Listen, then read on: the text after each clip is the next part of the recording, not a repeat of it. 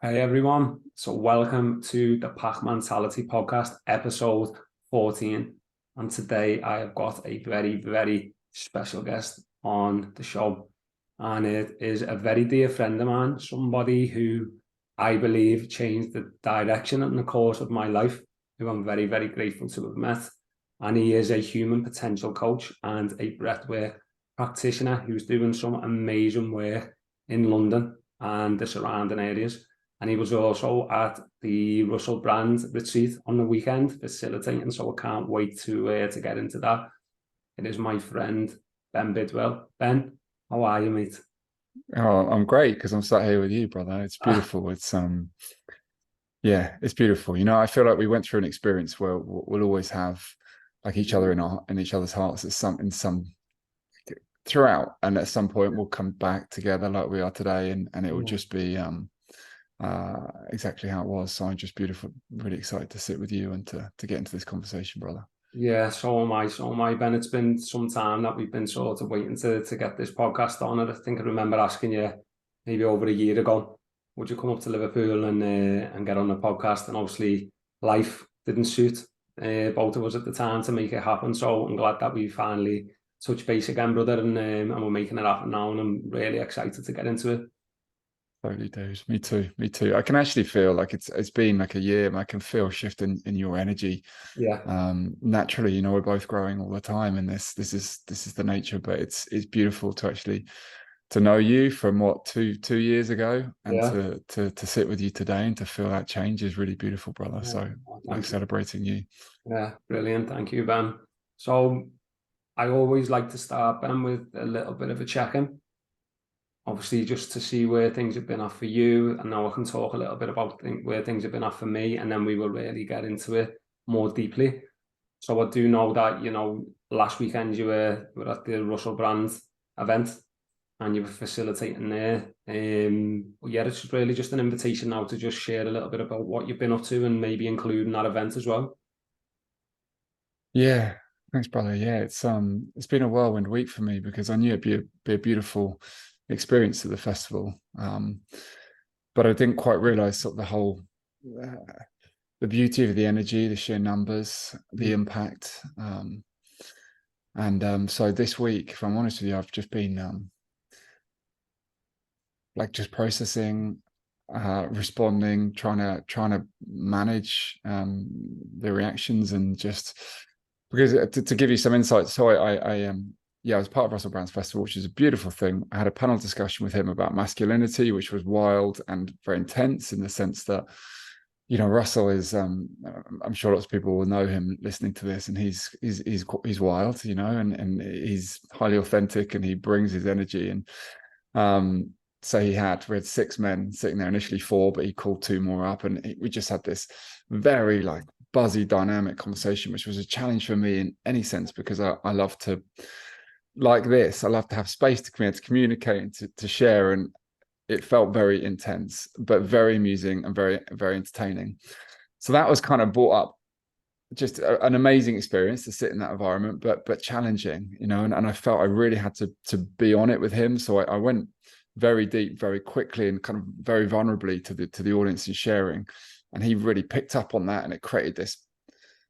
I felt very exposed in front of a very big audience very quickly. Yeah. And but I'm comfortable in that. But it was a lot. It was a lot.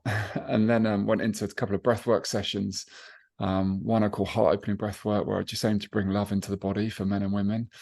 And we had a big tent that had a capacity for about 250 people, but I didn't realize it would fill, and people were just coming in, and I was kind of trying to get my headphones sorted, and it was just this more people just rushing in and sitting down and getting their space. And suddenly, I turn around, and after all this sort of challenges with all the tech stuff, turn around and kind of had this huge room to manage, which was quite daunting. And I've been in front of audiences like that before, but never to do this kind of breath work. So I knew it was going to be a deep one. And looking around, it was like, okay, like, there's a lot to hold here. Mm. And it was just this wild, beautiful experience of so much emotion and different people expressing in so many ways. I mean, we'll talk about breathwork, I'm sure. Yeah. so many people just coming alive from within and expressing in ways that they don't know how to in their day-to-day world, and they don't get the chance to in their day-to-day world. So this big releasing, this purging of emotion, of freedom and liberation, and the energy just fed off each other.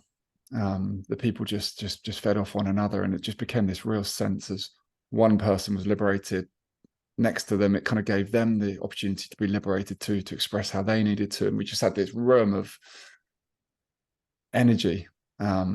Super powerful about. Oh, it was beautiful to hold the space, to be guiding it. And ultimately, you know, that all of that, whilst there was pain, whilst there was sadness, there was emotion, there was purging of all sorts of things, ultimately the collective experience coming back to the room was one of love, you know, and one of connection and community. Yeah. So that was just so beautiful. And then I didn't think that could be topped, and we went into the men's group the next day, and I did a men's breathwork specifically for around the male archetypes, and we had 80 men in that room, and it was even more beautiful just because, you know, we know the power of men's work, and how unique and authentic and liberating it is for men to sit together and to come alive internally, and to let themselves be seen in more depth, and for each other to hold one another. Yeah. And that's what we did. And I saw men express in ways that I just don't see men express. So liberated, seeing all of who they are. So I love the archetype work. You know, we saw the warriors in them. We saw them getting shit done with focus and determination.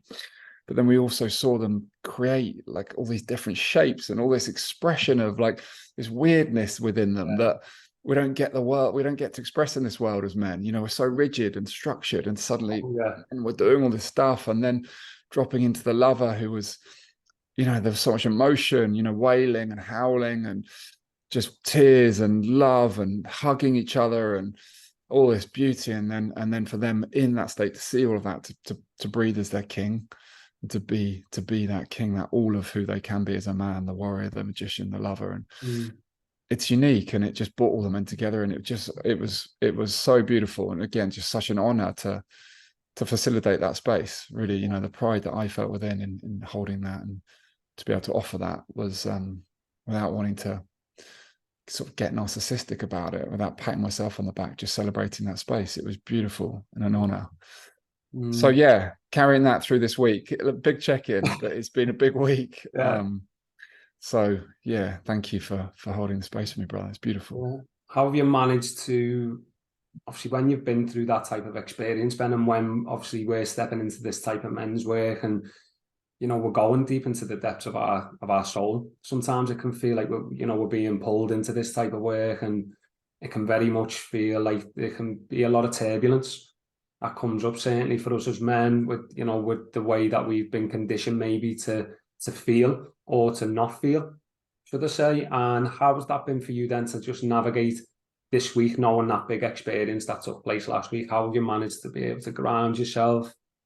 Like, because I know sometimes when I've done big events, or we've had a big breathwork, or I'm finishing a course, like sometimes there can be sort of, it's like a roller coaster effect. Like you hit this big peak, and then all of a sudden you can come crashing down a little bit. But it's just obviously managing to stay with your emotions and bringing in the tools and practices, I suppose, that you've learned along your own journey. But at the same time, it can bring a lot up for you, can't it, being a space holder?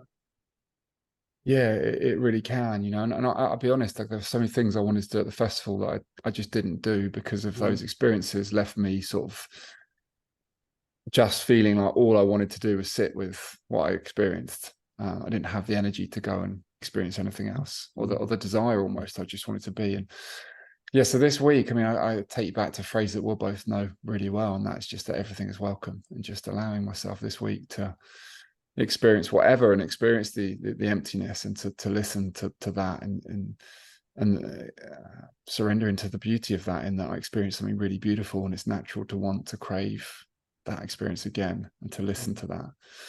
But also to give myself space. You know, I'm back in London. Everything's going 100 miles an hour outside of me. I feel like I'm in a race. I've got to capitalize. I've got to do everything. But to make sure that I go and play with the dog in the garden, go for a walk, you know, get my exercise. The gym is my place. Just nothing else happens when I'm in the gym. other than the exercise. And it's so liberating. You know, never have I walked out the gym not feeling in a good place. Just because I've just been there. I've got nothing else to think about. And it's like whatever I'm concerned and wrapped up in, I'm not in that place anymore. I'm just walking out the gym. That's it. And there's space again. So just doing my things. The dog is the most beautiful grounding, present,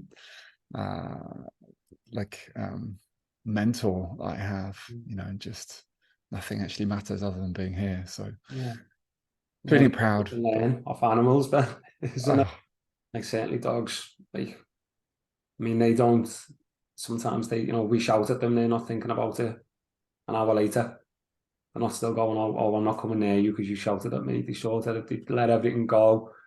They're happy, they're loving, they're joyful, and they just want to spend time with you and be with you. And I think there's a beauty in being able to just learn off even how dogs operate sometimes, and how their love operates, that they're just loving little creatures, aren't they?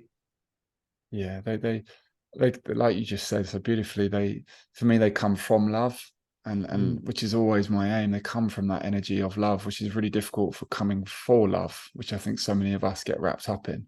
That's a heavy energy coming for love. Coming from love, it's like you say, they'll always just return back to that place. They don't hold on to things, but at the same time, which I think is so important if we want to embrace this energy of love, like perhaps a softer energy, is they really have their boundaries. You know, if I touch him in a way he doesn't want to be touched, he lets me know. He doesn't just go, oh, I'm all soft and I'm loving and you can do whatever you want to me and it's okay. It's like, no, I'll always love you, but if you overstep, then I'll tell you and then we'll love again. Yeah, I love that. And that's really important too. And where do you think that sort of comes from within us then as men and within us as human beings? Like, you know, we're not coming from love, we're coming for love. Where do you think that sort of disconnect happens with humans? Just it's our wounds, isn't it? You know, the traumas that we all go through and leaving holes in what we're seeking. And we're always trying to fill those wounds in ways that don't make sense to other people, but make sense to us. And I don't mean that nastily. And our wounds won't make sense to other people because they've got their own wounds and they haven't been through what we've been through to lead us to feel the way we feel. So we're all carrying our wounds and they don't make sense to each other. And I think that's what creates the disconnect. You know, I really need this thing and they really need that thing. And they don't understand why I need this thing so bad because they haven't experienced what I have experienced that leads me to need what I need. And exactly the same for them. And I think that's where so many of our challenges lie in our relationships. It's like understanding we all carry our own traumas, our own stories that lead us to have holes, emptiness that lead us to chase things that in an effort to try and fill ourselves up again, right? Yeah, and I feel that, you know, in what you're saying, when we're carrying these wounds, it's as if the other person can't see us and we also can't see the other person.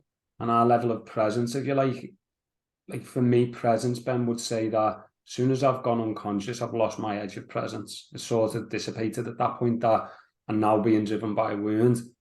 And then we get so, you know, certainly in you know, our relationships, we get so frustrated sometimes that we're not being seen. It's like, how can you not see this wound that I'm carrying? But then the other person's so caught up maybe within their own trauma loop, if you like, that they also can't see it. And then that then creates this sort of internal friction within your relationship dynamic where, you know, I think a lot of relationships end because they haven't been able to maybe have the support or have been facilitated through some of the traumas that they've actually been through, which, you know, for me, doing a lot of the work, you know, I do, Ben, and, you know, maybe similar to you, is the amount of relationships and family breakdowns that take place because there isn't a space for this type of stuff to be healed and to be brought into a space that is safe and to be integrated. It's sort of something that's just not really there, which, you know, we are moving forward, but it's just, I feel like it's very much lacking still. Like we're still quite a way behind where we need to be in terms of getting a lot of people maybe invested in the self-development journey. Although it does seem a little bit of a buzz at the minute is going on with self-development. If you like, it's like a cool thing to do. I feel like we're still some way off in terms of being able to bring people to the level that maybe they need to be at in order to create more harmony within themselves first and foremost, and then within the relationships. I'm so with you, brother. And I think, you said something really important there in terms of like, we think wellness is something to do, but the doing is part of it, but the doing is purely to lead us to how we be. And it's the being that counts, right? It's how we experience one another. And I think we do live in this doing world, and we think if we tick these boxes, then we're going to be well. But it's not, it's the doing is important, of course, but ultimately the doing is irrelevant if we don't become something different. And I think that's what we miss in this Instagram era. I see more and more people, saying the right things, knowing what to say, but not necessarily feeling it in them. And that for me is why we do this work. It's so that we can be different. Yeah. Do you know what I mean? Yeah, and I feel like there's a lot of knowledge, we're in the age of information, but in, Instagram, YouTube, everything's at our fingertips right now. But there's a level of disembodiment of that knowledge that's taken place that is massively getting missed and can be quite dangerous, I feel, in terms of, in spiritual communities or so-called spiritual communities. And even when we're looking at the likes of trauma, it can be misguided because it's not embodied and grounded knowledge. It's just knowledge, which means that we're not actually walking our talk. We're just talking about it. But are we actually able to live that? And that's something that I'm very aware of in my own experience, Ben, is I'm delving into this work, but yeah, I'm going through the shit. Like, there's a lot of stuff coming up for me. I'm fighting through my own stuff every day while I'm holding space and having to go through my own trauma integrations to be able to hold space in the best way possible for me to be of service to other people. So I have to invest in myself heavily to be able to walk my talk. Now, there's a lot of, what I would say, Ben, is there's a lot of knowledge, if you like, on Instagram, and it can become maybe what a lot of people are ticking the box. It's like, and I think I've sort of been there on my own journey too, and sometimes can fall back into that also. It's like, I'm getting up, I'm meditating, I'm doing yoga, I'm doing breathing, and maybe it's the microdosing, psilocybin, maybe microdose, is that going to fix me? And I'm doing breath work. I'll go and be a breathwork practitioner. Is that going to be the answer? And it's constantly this searching and seeking for an external answer all the time. But there's times, Ben, when I sort of stop and go, oh my God, you've just lost yourself again. To this part of you that is always seeking something outside, that's always looking for something. And I realise it. I have like this sort of aha moment, but I sort of fall back in sometimes to that sort of loop of behavior of sort of, right, okay, I'm going to go and seek again. And it's like this masculine warrior doer in me, where I become a human doer and fall back into the pattern again. And although it's not, maybe it might have lasted 6 months at the start, Ben, maybe it might only last a day now. But I'm able to notice myself falling back into my old patterns. But there's certainly a level of, I would say, brother, like, there's a level of knowledge that's taking place right now, but I feel like we're in the transgressions of the aftermath of trauma, which means there's going to be a level of disembodiment, but it's making that conscious so we can bring it into conscious awareness, maybe to ground that energy, which I feel is being done on a collective level, Ben. I think, the likes of the work that we're doing together, brother, is part of that work, and being able to ground the energy. That's, you've been part of that collective energy at the Russell Brand retreat. It is super, super powerful, that energy to contain, isn't it? When there's a lot of trauma maybe being released within females and within males. Yeah, totally, brother. And I just wanted to share this if you don't mind, but that's when I see a leader. When the leader for me is someone saying, look, I'm on this journey, and I don't have it all figured out, and I still need to go back to my practices, and I still lose myself along this, because one, you're showing your consciousness and understanding that, because I'll be honest, I don't know if it's possible in this world that we live in, that's got all these pulls, that's got all these needs for us to things we do have to do in this world to stay afloat. I don't know if it's possible to remain, in this completely zen, aligned, harmonious place at all times. for me, it's disingenuous, or that the people I'm worrying about are the ones that are saying, oh, I've got all this figured out and I'm in this place and I never have any of these troubles that I used to have all the time. It's not about that for me. It's about, like, I'm in this world that's constantly trying to pull me away from my consciousness, from being the man that I want to be.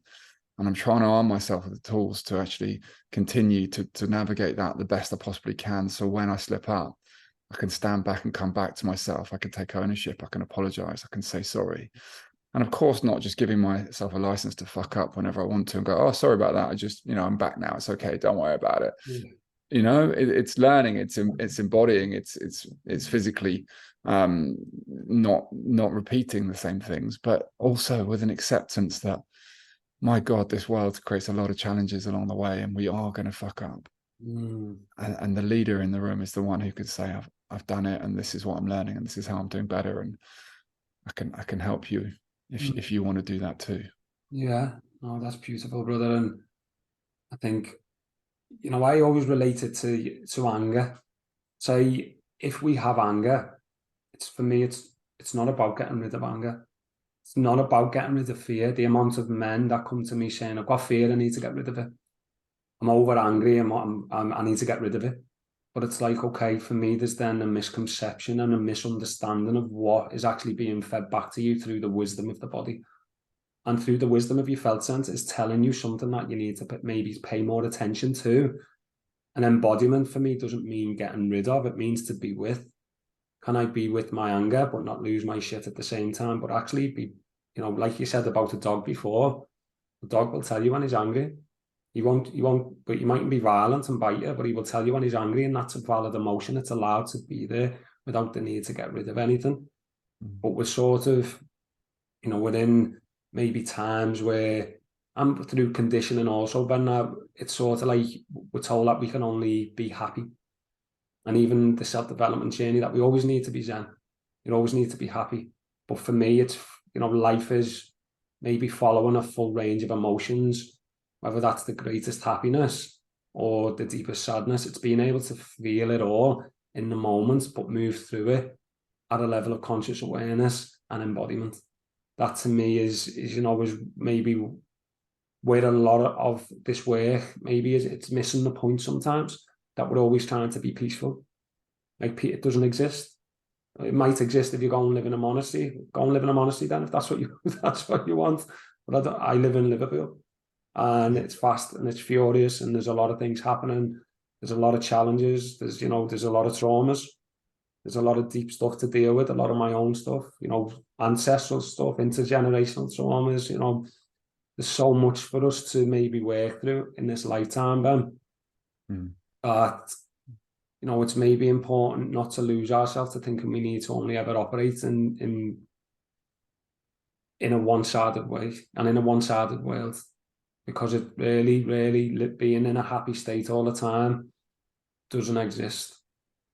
Like, is it, I think it's Dr. DeMartini talks about it, that the Buddha says, like, the cause of suffering is trying to live a one-sided life.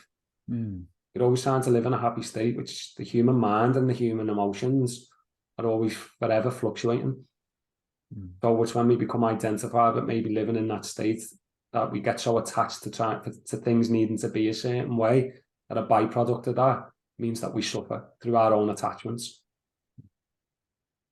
I'm with you, brother. And I almost come to this place and listening to you, it's almost like, in the world we live in, perhaps in a monastery, it is the possibility to live in just a state of peace, a state of Zen, perhaps, I'm sure, I believe that's absolutely possible for us. But in our world, I wonder if it's almost not possible to be in a place of peace without the healthy connection to anger. Because if we're not connecting to the things that are causing us anger, causing us frustration, we're not giving ourselves a chance to move beyond them, to do something about it. And we'll live in this perpetual state of irritation, but just accepting it and pretending we're in peace. I'm peaceful about the fact I'm in irritation almost. When really, if we want to create the peace, we've got to allow ourselves, that does irritate me. So I need to create a boundary around that to then live in my true state of peace, where that no longer is something in my life. But if we're denying the the anger you like, then are we giving ourselves the opportunity to take action to bring us peace? So I'm with you. All these things are so important. I think the important part is that we then don't get, okay, well, Ben and Paul are saying it's okay to be angry, so fuck you and on this, and you need to sort your shit out and all of that stuff, because now we're losing ourselves to the emotion, right? It's the emotion is now taking us over. We're not owning the emotion, it's owning us. So it's being able to sit and, hey, yeah, I am feeling anger. I feel like I need to release it in some capacity, but not in a way that's going to take me away from actually what it is that I'm really seeking. And don't really seek to create disconnections, to blame others wrongly, or to lose myself in the moment to that frustration. Sort of like a rapid and immediate responsibility of us. When we all take responsibility of us, and we're not sort of blaming other people for how we are in this moment, but we're like, right, okay, this is how it is, this is how I'm feeling. I certainly feel this a lot in my relationship, and it's something that I feel has deeply helped me, Ben, is when I take full responsibility for what's happening in the relationship, and Carly takes full responsibility for herself and what's happening in the relationship. It sort of brings like this liberation and harmony between us, that the blame game stops and we're meeting each other's needs. And if we're not meeting each other's needs, maybe we just need a little bit of space from each other before we come back and then share, obviously, that connection again together. But taking responsibility for ourselves first and foremost, I felt has been massive, like absolutely massive in our relationship. Certainly, when there's one thing doing self-development, but then doing self-development with your partner it's sort of like another entity, because that then brings up a whole host of other stuff. Yeah, totally. It's like, you've got your own entity as in yourself, but then there's another energetic, isn't there, when we're stepping into holding space as a relationship.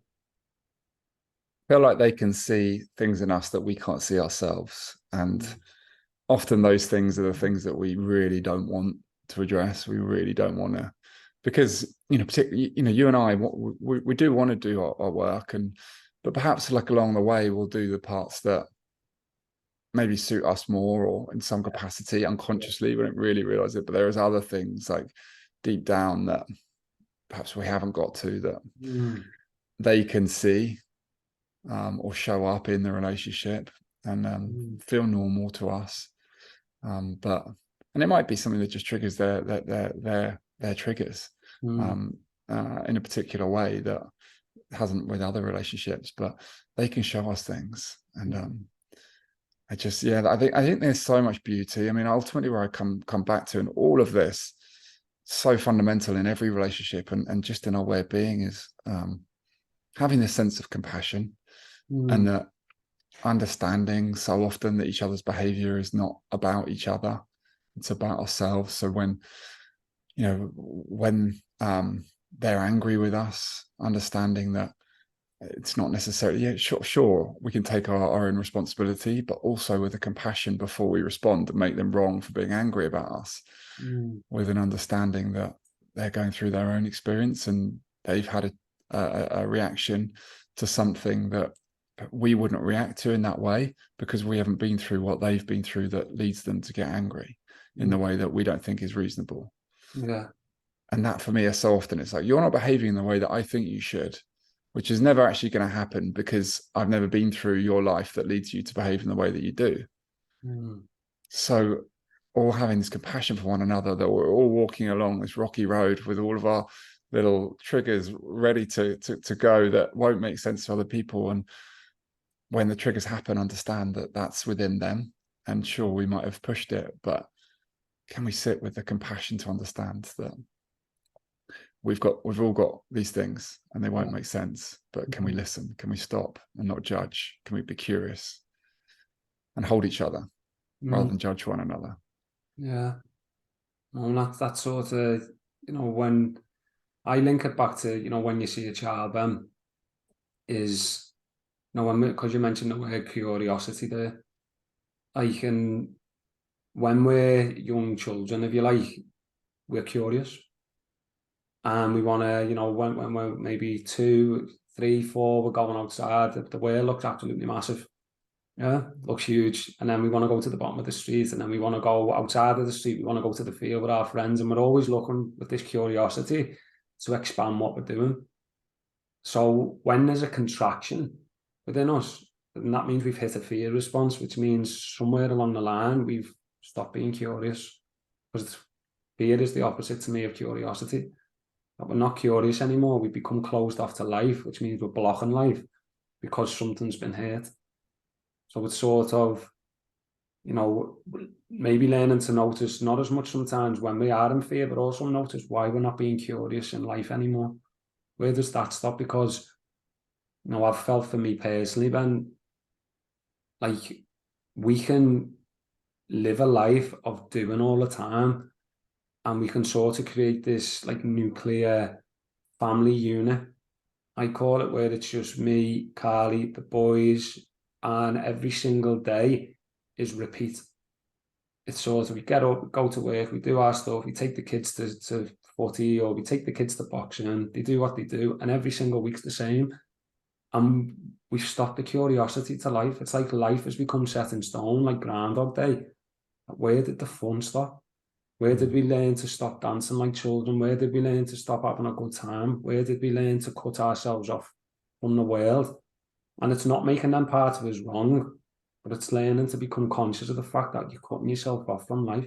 And in doing that, you're hurting yourself. Like not making, I'm always quickly to never make stuff wrong about us.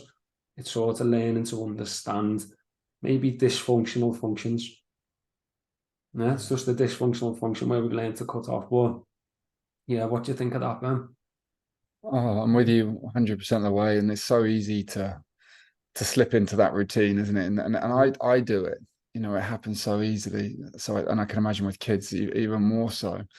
But you're so right. I come to the magician in us, right? And remembering that this word curiosity, it feels like oversimplifying something, but it's such a big word. It's such a big opportunity. I always fundamentally swapping curiosity for judgment, rather than judging someone or anything for how it is. Being curious about it brings an entirely different energy.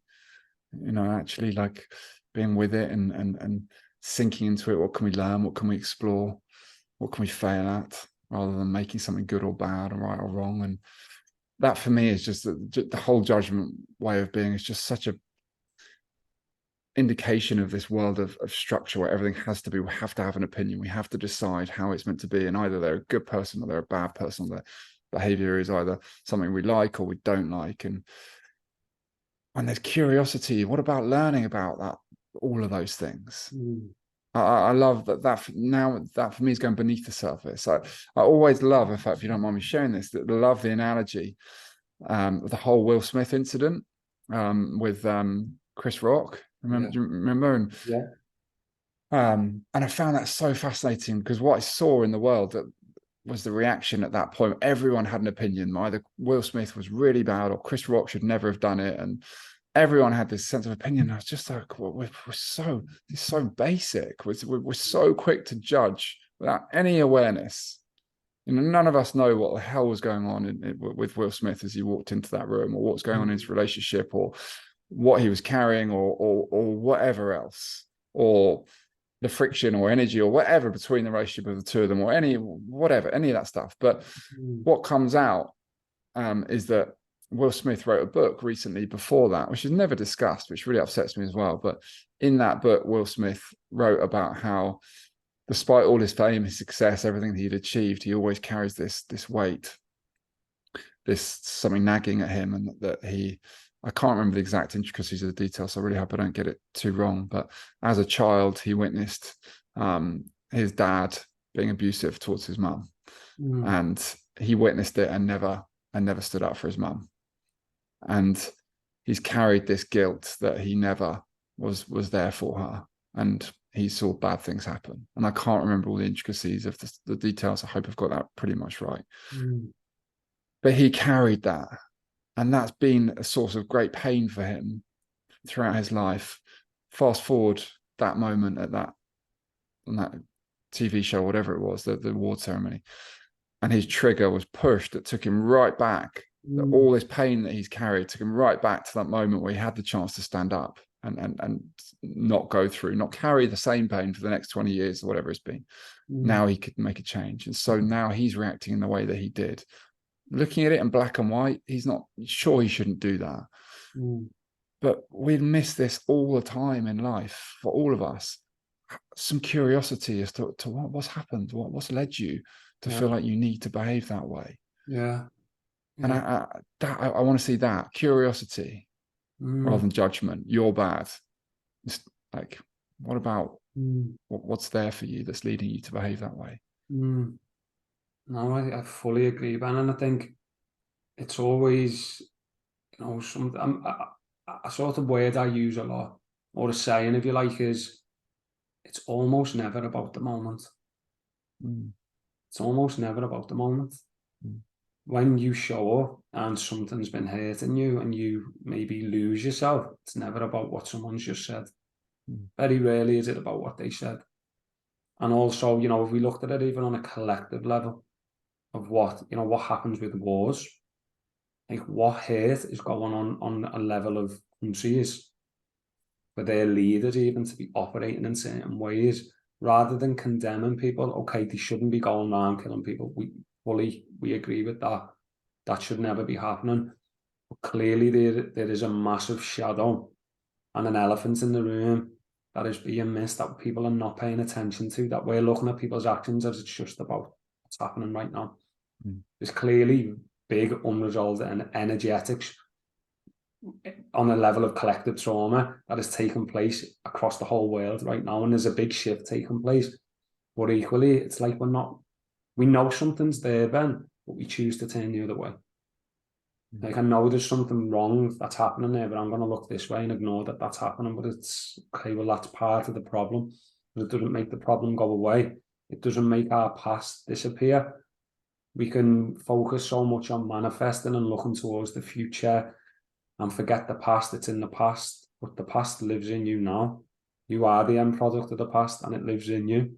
So to ignore the past is missing a massive part of your healing, because you will continue to repeat patterns unless you deal with the past and how it's shown up for you now.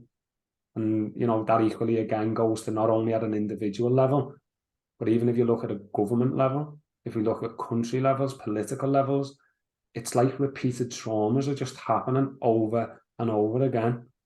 Like, in Liverpool, Ben, the government, if you like, and what happened in the 80s with the Tories and the Hillsborough and these type of things, like they are very, very mistrusted. Like nobody trusts like the government, and we don't trust what they say. And there's a big disconnect with Liverpool. That's never really been looked at a level that, okay, well, something needs to happen here to be able to build trust, because there was a lot of hate that's taken place within this city on a collective level. So understanding, that's something that I'm all really, really interested in, Ben, and something I spend a lot of time researching and learning is the effects not only of individual trauma, but also of collective trauma and how that shows up in society today. And it absolutely fascinates me. I'm so with you, brother. I'm so with you. And we do have this simplistic view of everything on the surface, don't we? Just and they're in government, they've got to be trustworthy, when they've proven themselves time and time again to not be trustworthy, but we're expected just to trust again. Oh, don't worry about that. That's not in the papers anymore. Trust us. You have to trust us now. And it's like that with in every aspect of society, in our relationships, even in ourselves. There's so much more to understand. It's funny because all these cliched sentences or phrases that I've heard like in the past, I never really understood, but going beneath the surface, and I just didn't know what that was, in depth and all this kind of stuff. And now I know that these kind of conversations, these kind of realities of awareness, they don't exist in my head. This is a speaking of a deeper truth, if you like. It's more of a knowing than a thinking, and to get to that knowing requires me to go deeper beyond what the quick judgments that exist in my head. And I think so many of us operate from this quick judgment that goes on in here, thinking that's our reality. And it's so often opposite of our reality. And yet we live that way, and we live according to that instruction manual, if you like. Yeah. Taking us on a path that was never meant for us. Because we're not getting beneath the surface. We're not finding our own level of depth. And that's where our purpose lives, you know, in all of this. It's we can't think our purpose, you know, and I really hope this all ties in with what you're saying, because so much of what I see in the world ultimately is people operating from this very shallow existence. And we're forgetting our innate knowing, trusting our gut, knowing what is really true. Yeah.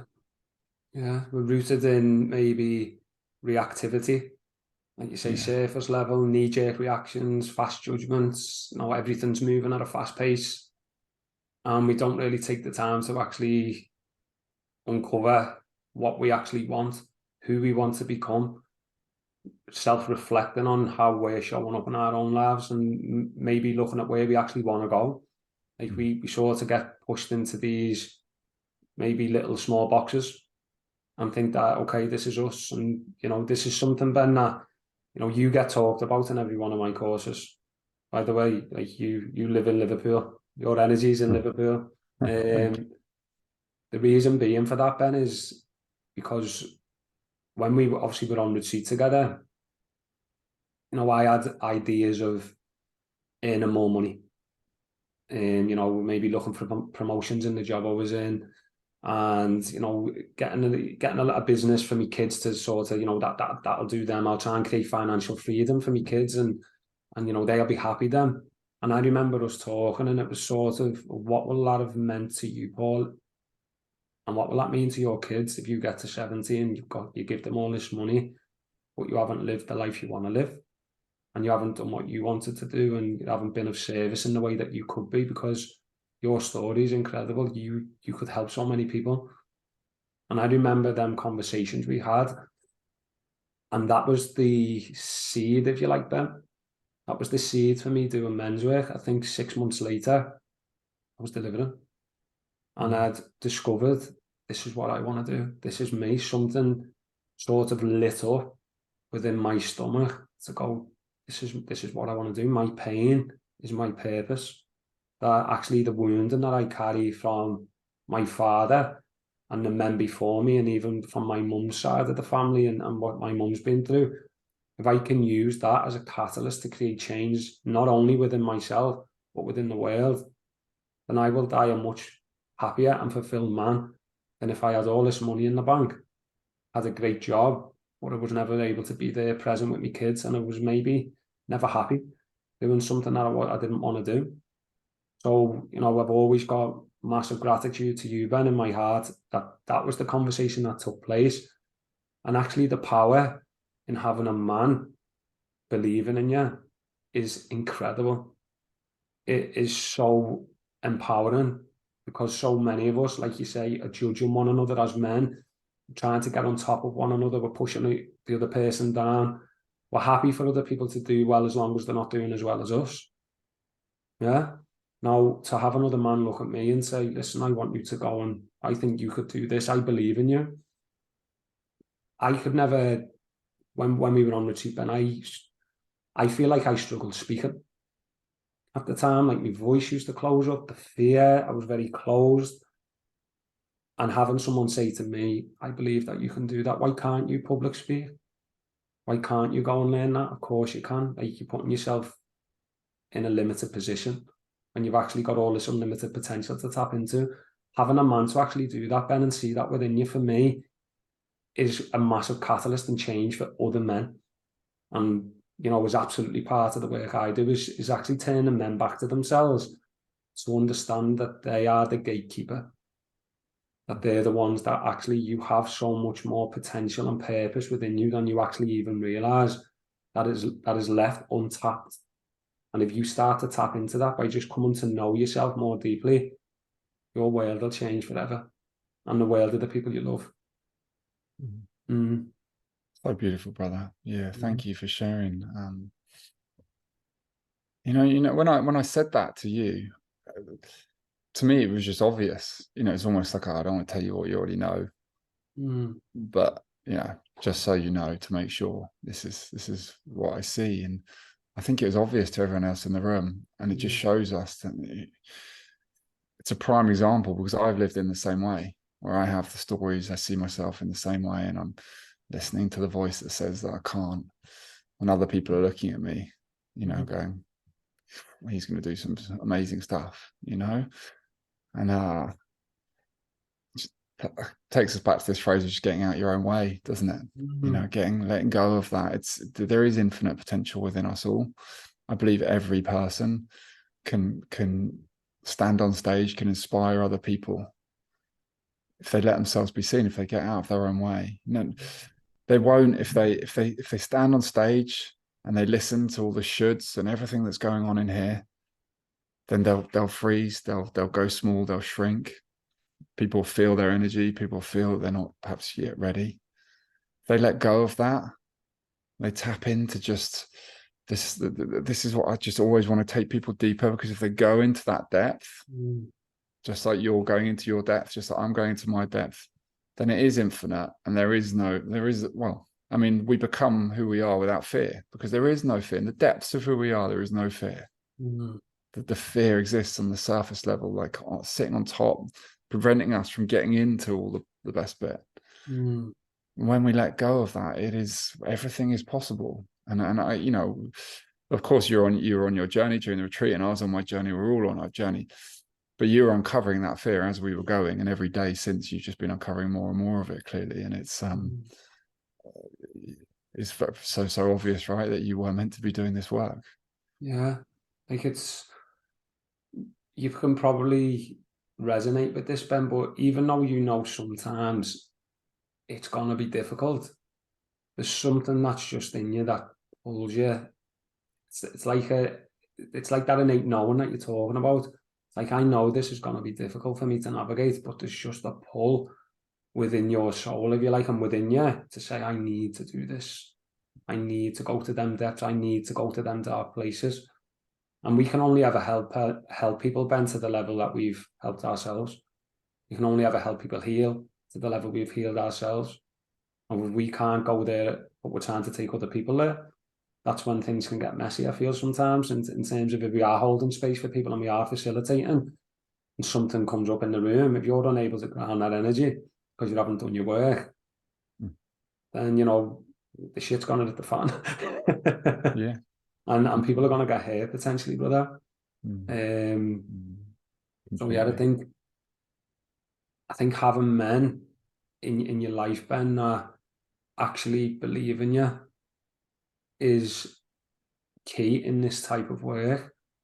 Like, do you feel there's ever been a man, or has there ever been like maybe a moment in your life that you remember, like, that was the catalyst for Ben to change, or for Ben to step into men's work, or for doing any type of self-development work? What was that catalyst that sort of kicked you into action? Good question, brother. And you've got me thinking about it now. And I definitely am always, there's something more special about being received and receiving gratitude from another man. I never received it growing up. I shouldn't say the word never, but my relationship with I had two older brothers who were like my heroes, and particularly one of them, all I ever received was like a desire to want to make me be small. And not to get into the complexities of things, but I think, I came along as the youngest, he was the middle, and I stole the love that he was used to having, in his young eyes. Not to say blaming anyone, and I think he formed this story that annoying little shit, he's getting all that attention. And I think it just created this energy between us that ever since, this is my way of processing it, by the way, I don't know how true it is, but he put me down. It's his way of reclaiming the love that he'd lost. And he was my hero. Everything that I saw in the world, I like in him, I wanted to be him. So my hero was making me worthless, really demoralizing. My dad was a very sort of black and white thinker and very logical, not emotional at all. never really sort of felt like, again, not to blame him in any capacity, but never really felt like he had the emotional capacity at that point in his life to be able to read that into me. And so I really grew up without a lot of belief and without really receiving anything from men. And so, yeah, perhaps it just it nourishes that wound for me that I think so many of us coming like our sort of age, coming from fathers who didn't know how to express, and or perhaps born out of this era where, you'd shame people into action, you'd discipline them, make them work harder to achieve. That we receive that extra validation or extra deeply when it comes from other men. And I think what I think is beautiful now is that men like you and I, having gone through the journey that we did, not receiving, leads us to be such loving dads and wanting to be so supportive, to give everything. And so I'm so intrigued to what's going to happen next. And the next lot going to be coming through. My dad just worshipped me and he gave it everything, and now so it made me really lack of ambition because I didn't need anything. God knows, I don't know what happens, but it could be an entirely different slant on it. But I definitely think for the likes of you and I, yeah, that validation from men is something we've missed. Yeah, then I would say almost, Ben, like 90% of men that I work with when I'm holding space have had some sort of issue with the father, or with something in the household has been maybe dysfunctional. But whether that is, an absent father, a father who was maybe struggling with his own issues, mental health issues, addiction, maybe violence in the household, domestic violence, a father who was there but not there. He lacked presence, he lacked emotional capacity to be with you. Maybe he was there, but he overworked you, and he was unable to give you the love that you needed in the moments that you needed it. And it was sort of a, man mentality that, a lot of men have been brought into masculinity with. I feel I would absolutely say 90%, I would say, of men seem to have this wound, this deep wound of not being received by other men. And then, which always leads into a lot of the work we do, which is, around initiation. It's around how was we brought into masculinity? How do we understand what a man is? How does that then tie into how we treat women? How we receive women, how we, orientate ourselves sexually in the world? How does that play out with how we then maybe take drugs or drink alcohol or abuse substances? And then that also ties into our purpose in the world as men as well. Like, how do we function in the world? How do we feel? What actions do we take? Are we disciplined? Are we unmotivated? But this is all stems from that initiation and that coming together of boyhood to manhood, if you like, but being guided by a really strong and grounded man who could be a compass point to maybe give us them teachings, or having some community of men around us when we're young to allow that process to take place, like a rite of passage, to know the rights and wrongs and maybe the do's and don'ts. And okay, yeah, we're going to make mistakes. There's no perfect way to be a man, but there's guidelines. And it's sort of something that was never spoken about when we were younger. And I would say most men have maybe never heard or understood what I've maybe even just spoken about. Totally hear you, brother. And you said 90%, and the other 10% probably just haven't figured out where they're carrying, but there's still wounds, because I think we all do in some capacity, and you make me think, I've got different sort of WhatsApp groups with different groups of friends, and got WhatsApp groups from my old school friends that are sort of, more like from school and more normal male friendships, and no one ever applauds each other in that group.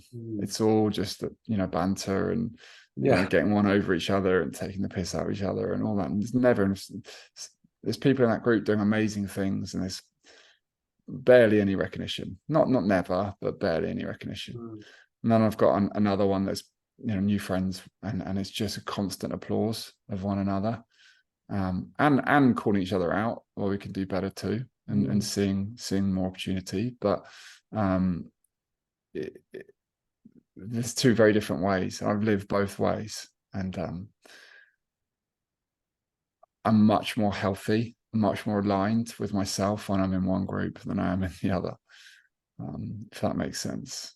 Yeah, it's sort of like they can seem, and again, I don't want to, I'm not judging that type of group. And sometimes I feel like, you need to dip out of the self-development a little bit, because it can become overwhelming, that everything's self-development. So it's got its place, but it can become sort of like it's quite surface level, shallowish conversation, which, it's got its place. It's funny, but it's probably quite immature. It taps into the boyishness within us that, we all have, that sometimes we might deny, that we maybe laugh at certain things. And, I feel it's certainly got a place, but there's also more depth required of men as well. We need to have that balance, maybe, of, we can have a laugh, but there's a lot of depth required in terms of self-development, and in terms of how we're actually navigating and inner engineering ourselves in life. But I mean, I would say, to what you said, Ben, about the 90% as well, is I find probably 90% of men are open about it, but the amount of maybe men, and again this may resonate, is that come and maybe they're on week one and we're talking about, upbringing, how their life's been, the men, the role models, how that's shown up in their life, and the amount of men that don't feel like anything was wrong and feel like actually that dysfunctional upbringing was normal is quite crazy, because it becomes so normal that was their normal, if you like, but it maybe wasn't the ideal circumstances to be raised in. If you're struggling in life, was you nurtured in the right way? If we were looking after a flower now, Ben, and that flower started to struggle, then clearly we're not nurtured in it in the right way. So if we look at masculinity and men is really struggling, and something happening externally and also within our family environments, maybe we're not being nurtured to nurture the plant and the flower to grow in the way that it could reach its full potential. But so many men just like, no, my childhood, everything was great. Everything was perfect. I had a great childhood. I don't actually know why I'm here. Yeah, totally.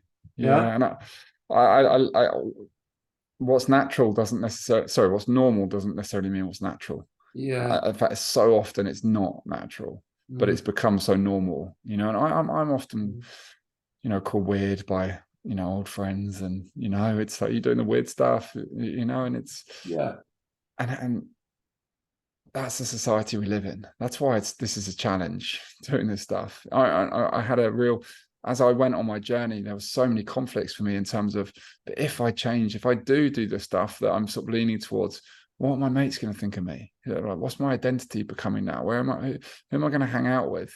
The real, and it's way easier just to go, I'll just fall back into that, and I'll just be that way, and at least I'll be accepted, and I have people to go on holiday with, and I can do all that stuff, and it feels okay. And it's just, that's what most people are still doing now. They're still there. They're not feeling nourished, but they're still staying in their same patterns. And I get it. I really get it. And like you say, not to judge anyone. I'm not judging anyone in that WhatsApp group in any capacity, because it is normal. It's normal. And what's not normal is to go on the retreat, Men Without Masks, and do what we did. Some of the things, it's like, that's completely not normal. Completely not normal. And hugging each other, looking into each other's eyes. I won't go into some of the other stuff that we did. We did all sorts of things. It's not normal according to society, and that is the challenge. That is why it's so hard doing this stuff. We crave acceptance, to not be normal, like at the very start of this journey. That's a big barrier for us to overcome. So that's why I celebrate any man who's trying, any man who's, because they're going against what is comfortable in many ways. So I celebrate anyone who is trying, regardless of where they're at. And I celebrate people who aren't trying as well, because it's not, that's it's not their time right now. It's not where they're at right now. And I don't blame them. It took me a long time too. Yeah. So everyone is doing the best with what they know. I really believe that. Yeah, I love that. Yeah, I love that. I really do. So what would you say, Ben, is like what drew you to start men's work then? Like what was it? What was missing in your life? Where was the emptiness? What was happening to sort of go, right, enough is enough. Like I cannot continue. Maybe I'm breaking down. I'm unhappy.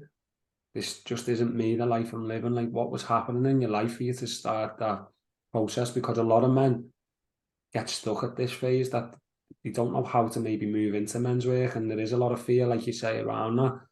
What was that sort of catalyst for you to take that leap of faith, if you like, and just go, right, I'm doing it?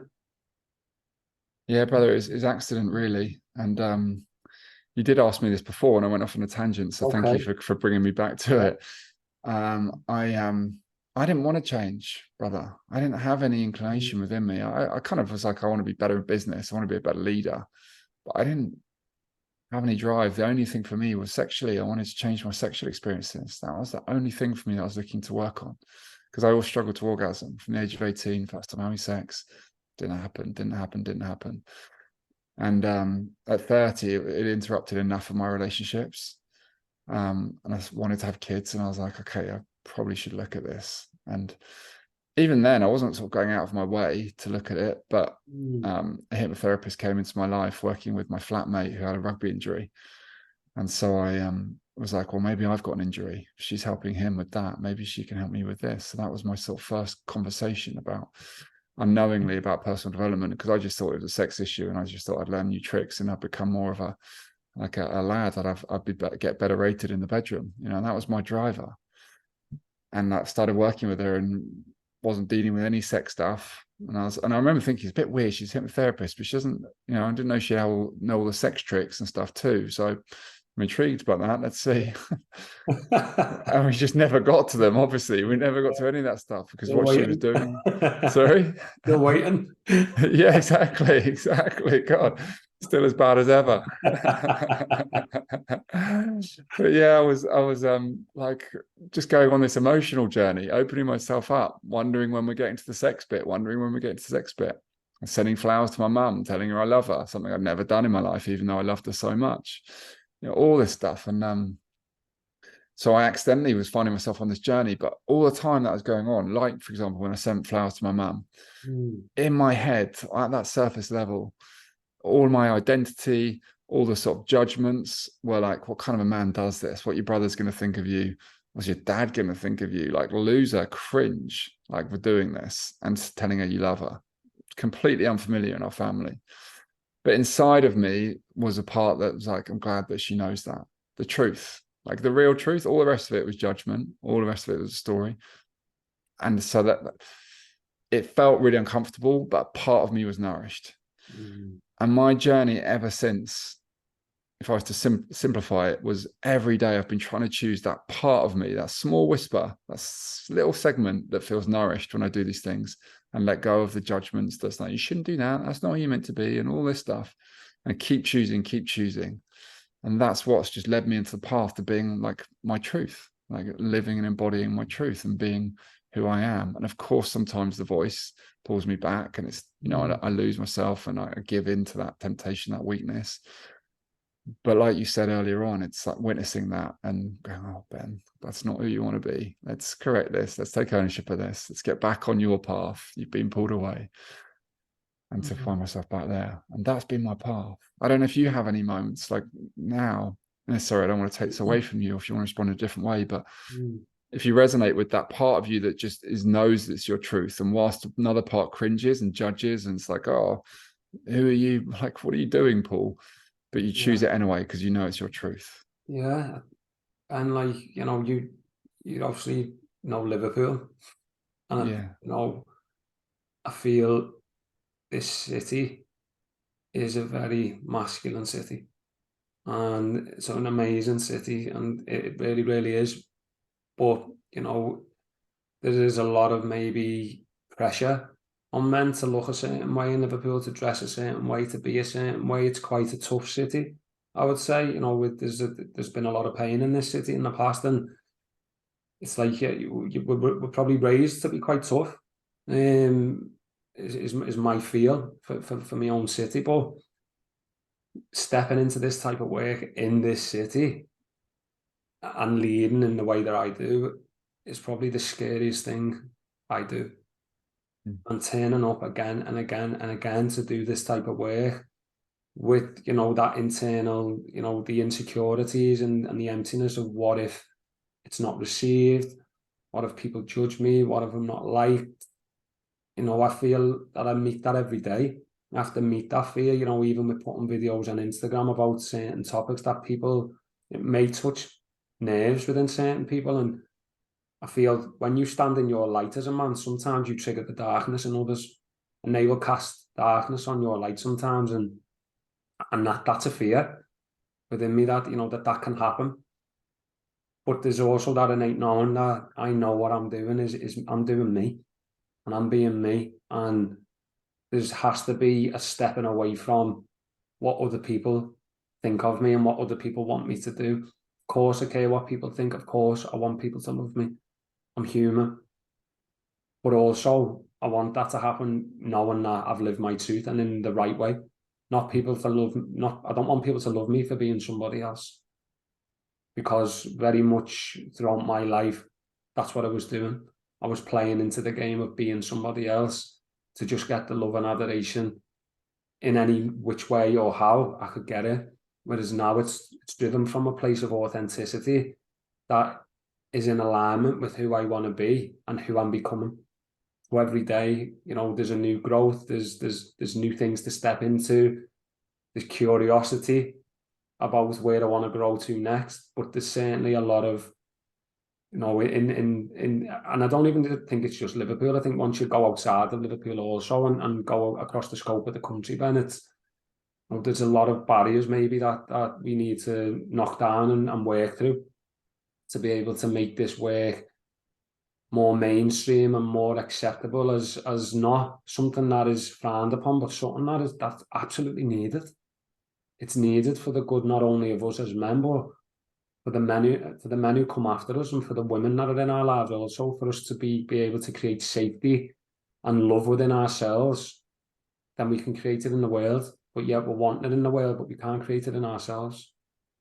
So yeah, the answer to your question, Ben, is it's definitely scary, but there is an innate knowing for me to just continue to step into me, and it is liberating, although scary at the same time, brother. So, like, you know, I'd say the same as you say, is I celebrate any man, and I applaud any man who can actually step into this work, because we have the wrong idea of what masculinity means sometimes, that masculinity means to be strong and tough, but is vulnerability not strength? That takes the biggest strength to go into a room and go to the depths of yourself and the depths of your own traumas, and to actually bear that in front of other people. That is absolute strength. That you won't get anything stronger than being able to do that, no matter how many weights you lift or how many fights you have. Being able to be vulnerable in front of other people and other men and even other women, and show that I've actually got a heart and that I'm actually a human being that's been hurt. That to me is masculinity, or that is a key virtue of masculinity, to keep stepping into that pain, even though you know it hurts, but you can open your heart up to being vulnerable. And these are sort of the barriers that we're obviously, you know, we're trying to move through, aren't we? Yeah, absolutely, brother. Yeah, thank you for sharing all that. It's really beautiful. I always come to this place that we have to realize that, you know, we're the ones who have to live with how we feel. And it's beautiful to get acceptance and everything else from people. But unless we're accepting ourselves, it doesn't feel great. And we have to live with that. So the choices that we make, it may feel easier at times to lose ourselves and get celebrated. But if we're not celebrating ourselves, it's always going to end in pain. It's always like ultimately just going to keep hurting. And that's hard in itself. It's way easier just to perform and get celebrated than it is to be yourself and to feel like a loser or feel like you're ostracized or you don't fit in. There's a poem I often refer to called The Man in the Mirror. Yeah. Do you know the one? Yeah. I've forgotten his name. Yeah, and it's just, I wish I could recite it all, but yeah, it sums up so much of this work for me. You can get all the pats on the back you want, but unless you've got a relationship with the face that you see in the mirror and how you feel about how you're showing up, you're always going to live in a place of pain. And from a place of pain, you're going to make bad choices. From the bad choices, you're going to cause more pain. And it's a spiral, Once you start working on what that face in the mirror really seeks, what is that truth? How can we live aligned with the depths of who that person is truly? And the better choices we make, the more things we invite into our lives that really fit, the better relationships we have. Life takes on different meaning, different purpose. But of course, if we love ourselves, we don't consume in this world.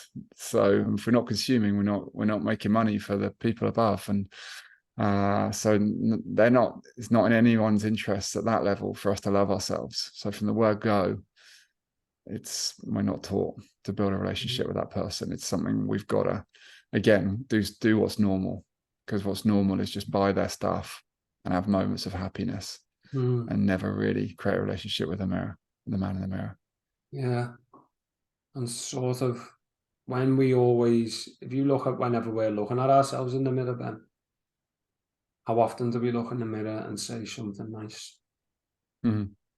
Every time we look in the mirror, it's, oh, you look tired, you're looking old, you're looking grey, you look like you need a haircut, you're looking fat, you're looking skinny, you're not muscly enough. Very rarely we're looking at the man in the mirror and talking about ourselves in a positive light. And something I notice is how much we struggle to say nice things about ourselves, Ben. Like, we struggle to even own our own greatness as men. We struggle to go, these are my skills, these are my gifts, and this is what I'm going to do, and I'm going to own that. And that's sort of part of the process of stepping into masculinity, if you like that. You're purposeful, and you're penetrating the world in a way that you want to walk. You're creating your path and you're forging it in your way, but you're doing it with purpose, and you're doing it with action. You're doing it with presence, and you're penetrating the world in the direction that you want to move to. And yeah, it's just super powerful. Really, really is. But thank you for sharing that. So the work that you do now, then, obviously you do a lot of work in human potential, and also you're a breathwork practitioner. So let's start to lean into that side of your life, into maybe like what that looks like. What is a human potential coach? What is the breathwork that you're delivering, and let's lean into that and see where that leads us. Yeah, thank you, brother. So first and foremost, I'm a human potential coach, and that means that I want to help people unlock all their full potential. And when I say that, it's because I see a lot of people who live, let's say, happy lives. They do things and they find happiness, but their base level is perhaps not as happy as it could be. Let's say, they have to do things to be happy. I want to help people feel happy for no reason, to feel like, for me, that's a sense of fulfillment. Like they're sat where they're at and they feel good about their life without doing anything. So just raising that bar, and from that place expanding their potential so that they can be all of who they can be, getting out of their own way, like we said before. So that ultimately they can live a more purposeful, more fulfilling life. And I use the breath as a tool to help people do that, because for me, the breath is something that I experienced myself, and allowing me to see myself in a way that I couldn't in the day-to-day rationale of the world, and to reach like the clarity of who I am, to reach my purpose, to reach the depths of what I seek. It all becomes clear through breath work. So I use the breath as a tool to guide people into that place, because as we said earlier, it's one thing rationally understanding these things. It's another thing really getting into the body and experiencing what is most deeply true, and also releasing from that place, because often what is deeply true is that there's a lot of emotion that's being carried. that's continuing to wrap us up and lead us to behave in ways that we don't want to behave. So allowing for the expression, the release, the letting go of what's stored within the body, and to see the greater potential, the deeper presence, and then to create the opportunity for them to step into that, and to hold and guide them in that way. And ultimately, because that's my path, that's the route that I went on. That's been my journey. I live very unfulfilled, but looked happy, looked shiny. People pat me on the back. Living the dream, Ben. That's what I used to hear. You know, girls and the parties and what have you. But inside, completely unfulfilled. I didn't know what fulfillment was. Yeah. So my intention is to help people experience that again. So the breath work that you do then, Ben, is that the conscious connected breath work? Yeah, it's a form of, So I use the 3-part circular breath. You come across that, breathing to the belly and the chest. Yeah. And so it's we've touched on this, but it's with great responsibility that I feel like I guide with that, because, and I'm always just a guide when I'm leading, because I always want people to feel empowered to go on the journey that's right for them. So I will guide and I'll hold the space, and I will allow people to go wherever it is that they'll need to go. But ultimately, everyone is always in control in my breath work. They choose the intensity that they bring. But the breath for me just has this ability to quieten. The way I explain it is that it quietens the left side of the brain, the left side being the very rational, very masculine, logic, plans, make sense of, quietens that. And as we quieten that, we open up the right side of the brain, which is the more creative, more emotive part of us that allows us to perhaps feel into a deeper sense of clarity, deeper sense of purpose, a deeper sense of emotion within the body. And as I say, that's not something we experience day to day. Most of us live very rationally, very logically. So yeah, and then I it's my tool, and I plug on my coaching in and around the breath to guide people to a place where we can expand them, and they can come out with a renewed sense of space and clarity to go about their world. Yeah, it's super powerful. We mentioned before we went live. Obviously, I trained in breathwork, conscious connected breathwork, and trauma release breathwork, and we went down to Glastonbury for a week's training, and we were breathing like I think 5 times a day.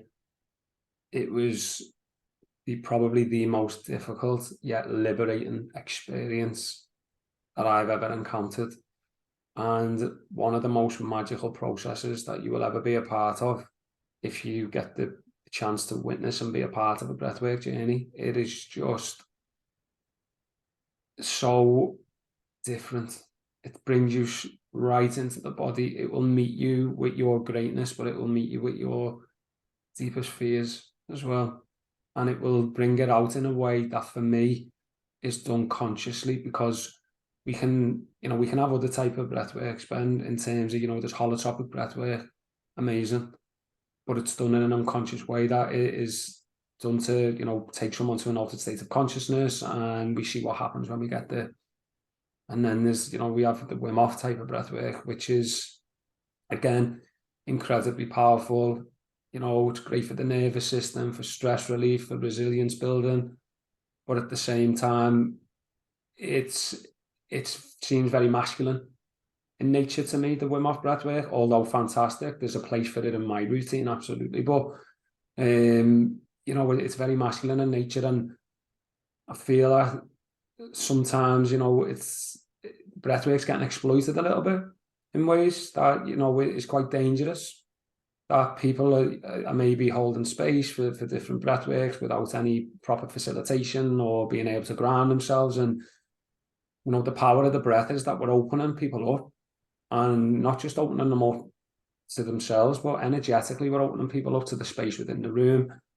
Now, if we're unable to navigate them realms as a facilitator, then we're opening, that room then becomes an unsafe space, if you like. And, I see a lot of people doing even Wim Hof. I know very early on my journey, Ben, when I was doing Wim Hof, people were raving about it maybe, 3 years ago when I was doing it. Oh, you need to do Wim Hof breathing. Now, as an anxious person and a sensitive man, that was activating my anxiety deeply. But I was told to pursue it, carry on, just do the 3 rounds. Now, every time I'd done it, I felt like I was going into panic because it was inducing, obviously, the response it has on the brain and on the nervous system. It has a response of activation. Now, that activation was leading me to become hyperactivated when I was already activated. So does it help solve anxiety? Maybe for some people, but I don't think it works for everybody. And it's maybe, using certain tools as and when they're needed. If maybe I'm feeling a little stressed, or I feel that I need to incorporate it a little bit more to create a little bit of space, I might just do a Wim Hof breathe of a morning just to give myself that bit of space and a bit of a release. But equally, if I'm driven to some, maybe the depths within myself, and I'm wanting to explore my inner landscape more deeply and my own psyche and understand my own behavior and maybe be more connected. I feel like that there's a spiritual element to conscious connected breathwork. I don't want to put it in a box, but there can be, as if you have this psychedelic spiritual experience when you maybe get to a certain point within it. And for me, that is the breath. If you want to go to a level of depth, Bren, then I would say that for me is such a powerful modality to use for healing. No disregards for the breathworks that are out there. Conscious connected breathwork for me is fairly new. In terms of, no one really knew about it 5 years ago. There wasn't many people doing it, whereas now, there's a big push on breathwork. Again, it's another buzz. But equally, there can be, it can become misused in a way if it's not held in the right space or by the right people, the right training's not been done. And likewise, if the facilitator isn't heavily invested in his own self-development work, I feel like that certainly happens in Liverpool, maybe, that we can indulge, and people can hold space for these type of things that is actually making things potentially worse for people rather than better. Although with good intent, people are trying to help, but it can have a negative outcome, can't it? Oh, absolutely, brother. Yeah, it's like I say, it's if you're going to go deep with someone in the breath, it's a huge responsibility, because you really are opening up. And some of the stories that I've had come out of people through their experiences, traumas are coming alive. People are going back to experiences that they didn't necessarily even know. Sometimes, there's no conscious relationship to this. It's something that's stored deeply within them, and they're revisiting that.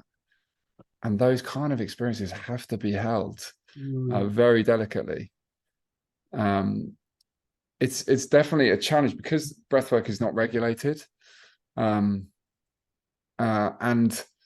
really, from my perspective now, if you want to become a breathwork trainer, you've got to be conscious around trauma. You need to be trauma informed if you want to guide people, because there's every opportunity, or not opportunity, every likelihood that if someone has had traumatic experiences in their life, that they may well come alive during a breathwork session, depending on the intensity that's brought to the session. Yeah. And anyone can learn to the techniques of different breathing techniques, but it's not so much about that. It's about the space that's being held, as you say, the ability to be able to hold traumatic reoccurrences within the body. Yeah, not something to be played with. No, I feel, people that have maybe I've went into a freeze response at some time in their life. I've witnessed that happen, that they've went stiff. I've had people in a room, I've had someone stop breathing, stopped completely breathing, lips have gone blue, they've stopped, they've gone into maybe a bit of a gap where they're not aware. Now, if I'm not trained to look for that, if I'm not present within myself, then that could equally scare me. But equally, the room, someone could get hurt as well, which is obviously, it's of paramount importance for me doing breath work. Number one is creating a safe space, but not just a safe space that I think safe, but actually allowing people to feel safe, allowing them to feel held, allowing them to feel like they can express whatever wants to express itself through the wisdom of the breath. And, the amount of people that come to breathwork, Ben, and say, "Wow, it's just the breath. Wow, how bad can it be, or how powerful can it be?"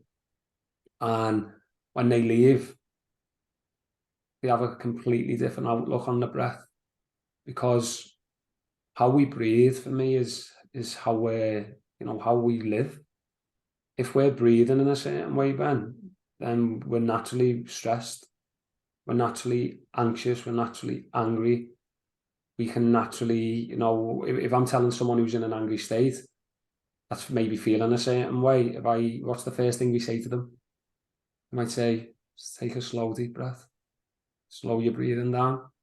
Instantly, the breath is directly related to the nervous system. So if we take long, slow and deep breaths, we're going to settle ourselves down.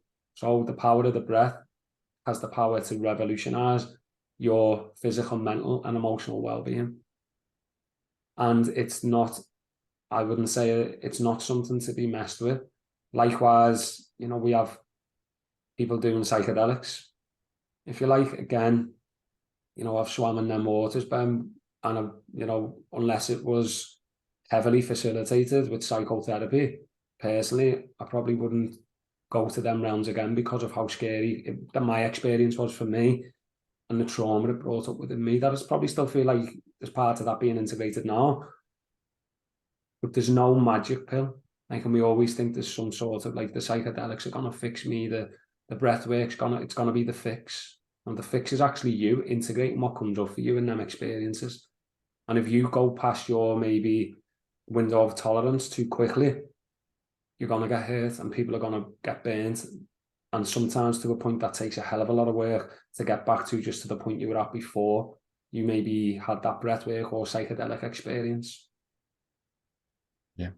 I hear you, brother. I hear you. It's I really feel, sitting in the space now, it feels like it needs regulation. I don't know where that comes from.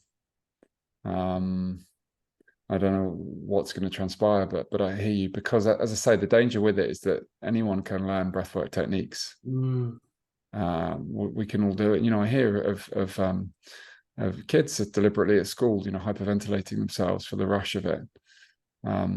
So it's I don't know where it all goes, but I hear you. And yeah, for anyone considering going on a breathwork journey, I think it's really important that you, at the very least, you feel held and safe in the room by the instructor, and you know where you're going, and you're open and prepared to be in a place that you may well open up things that you're not conscious of. So you have to be in the right space for that. Yeah, I worded it in a way that if you were going to see, if you were going to have an operation on your heart, would you make sure you were going to see a consultant who knew what he was doing? Yeah, Yeah, you would. yeah. I absolutely would. Yeah, we all would. But then we're going to do self-development work and healing work sometimes, and we're stepping into a space without actually feeling into what can happen, what can come up, and actually feeling into our own intuition to wanting to be held. And I feel with that sometimes comes an element of how maybe desperate people are to be helped, and desperate people are to be healed. That it's part of a product of the system, if you like, that people are struggling so much that they're willing to go to anything in the hope that it may bring them the answers that they need. Yeah, I hear you. And in this quick, fast-paced world where we don't necessarily want to have to sit with everything and go through months and months of therapy, if we do some breath work, it can bring some instant reaction. And so often there's a draw to that. It's undoubtedly something is happening in that moment that makes us feel like, okay, this is, really making progress. You don't come out of a meditation session, the first one, go, that was amazing, I'm definitely going to do that again, it feels like it's changing my world. It takes time, right? And I think this is one of the challenges we have in this fast-paced world. People look for the quick solution, and breath work or psychedelics, ayahuasca, we can jump straight in. And people are cottoning onto that. Yeah, we want to go from A to Z. Yeah, we'll go from A to B and learn maybe the foundations of, I had an experience, Ben, where I went from A to Z probably 3-4 years ago, and I couldn't ground myself in that moment, and it was scary, and took a very long time. Like I say, there's probably still integration happening now. That's how, tough that experience was. And I think without, having the foundations in place, I would say, which would be, is creating safe conditions within myself for an experience to unfold. That would be, one of the key virtues, if you like, and key foundational aspects of how a healing journey maybe should begin. That we're not trying to have this big, enlightening, psychedelic experience that's going to send me to the moon and back, and then think that, right, okay, I've just been to another realm and it felt like another reality, but how am I able to bring that back to be of service to me in the world that I'm living right now? Because we're in this 3D realm. This is where we are. This is where my soul is. This is where I'm living. This is the experience I'm having. How can I use that to help me, rather than always looking to be fixed? And your experience there, brother, has probably really served you in terms of your awareness of really giving you that level of respect, having gone through that. Yeah. To a deeper level than I can't ever. I've never been to that place. I had that experience, so my level of awareness can't extend to that place of awareness that you've had in that sense. So it can be a real of service for you now. Yeah. In that sense, I'm not suggesting obviously we go through those depths to get to become a better teacher, if you like, or a more integrated teacher, or a more aware teacher. But I'm sure that experience will serve you in that capacity. Yeah, I think it absolutely has, brother. Although difficult, like, we can get sort of, Ben, I would say, like even with breathwork, you can get dissociated from the body. You can lose touch with reality. You can not know where you are. You can sort of get a bit of depersonalization happening. Like these are the power of these, medicines. Like they are medicines, but used maybe in the wrong way, held in the wrong way, or maybe not respected with so much respect. Like for me, if they're not respected, like anything, if you disrespect something, then essentially you're gonna get a slap across the face somewhere along the line. I hear you, brother. I hear you. It's an important conversation. It is. Maybe we'll have to do it again. Yeah, of course. Breathwork and psychedelics. Yeah, absolutely, brother. Yeah. Okay, I'm just wary of time, Ben, for you. I know you needed to shoot just after 11, so a couple of quick questions. Yeah, just a couple of questions, just to to wrap it up, if you like, and then we should be finished in the next few minutes. So, first question's a deep question, and if you can wrap it up in the best way possible, would be, what does it mean to be a man? To be a man, my answer to this will change all the time because it's such a vast question. But I would say for me at the moment, it's the embodiment of integrity, presence, stillness,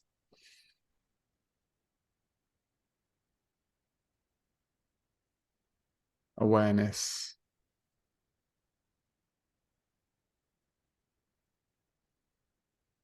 There's other parts, but I just wanted to feel into those. They are the key sort of aspects for me at the moment. Perhaps it's relevant to my own journey, but where I'm leading myself as a man. But yeah, there's a lot of lost values in masculinity that we're no longer connected to, and I think they are the core essence. I don't see many still men. I don't see many integral men. I don't see many men who are able to really hold space with presence. And that is a big part of the problem. Which take those things away, you don't have great leaders in this world. And then we need better male leaders right now. Thank you for that. Great answer. Next question. Yeah. Would be, if you could say anything and give any advice to your younger self, what would it be? I've toyed with this as well. You know what, where I'm at right now, Paul, it's probably not the answer you're looking for, but so few things, if I'm being really honest, so few things would have landed to, I just wouldn't have been able to receive as a younger self. So it's almost like I'd have to keep things so simple, so basic to to land. You know, even things like I wouldn't have known, someone said trust yourself. I wouldn't have known what that meant. I didn't know who I was. I didn't know how to trust myself. Maybe right now, given our conversation, it would be stay curious, stay true, you know. You've got this. Something like that. Oh, thank you. Amazing, brother. So lastly, to wrap it up, is there anything you'd like to share in terms of the work you're doing, in terms of what's coming up for the future and where people can find you? Thank you, brother. Yeah. So most things go through Instagram, Ben Bidwell _. I'm really working on my newsletter because Instagram is just a hole, isn't it? So I'm working on my website, benbidwell.com, and my newsletter there. I've got a 15-week Breathwork and Human Potential group program coming up in October that deliberately goes into the new year. So we really step into the new year with new intentions and alignment as to where we want to go. Yeah, I'm going to be running monthly breathwork sessions around the full moon with a beautiful sound healer who just pierces my soul. I heard her on stage and I tracked her down and I was like, please do something with her, because her music was reaching me. So every month we're going to do a breathwork and sound healing session around the full moon, just to let go of whatever we're holding on to at that point, starting on the 31st of August. So yeah, some things that I'm really proud of coming up, brother. Thank you. Thank you so much for sharing, Ben. Thank you, brother. Is there anything else you'd like to share before we wrap it up? No, just honoring you, brother, really, in terms of, I can't help but feel, you know, the way you've spoken about your breathwork journey and the training you did and that experience of breathing together with the group in Glastonbury. You know, I said I felt your energy change, and I don't mean better or worse, but I feel more stillness in you. Not that there wasn't stillness, but more stillness, more presence, more of so many of those beautiful masculine archetypes. Feels like they've just dropped a little deeper since I last saw you. So just honoring you, brother, and the work you're doing. And you know, we need more men like you. I've said that all along. So thank you for being you, brother. Thank you so much. That means so much to me, Ben. Thank you. It's been an absolute honor. And now everyone can put a face to the man. When they're unpacked, I'll say, go and watch my podcast. That's Ben. Beautiful. Thank you so much for your time. Thank you, brother. We'll be sure to do this again one time, Ben. It's been an honor, mate. Beautiful. Thank you. Thank you, brother. I will see you soon. Thank you.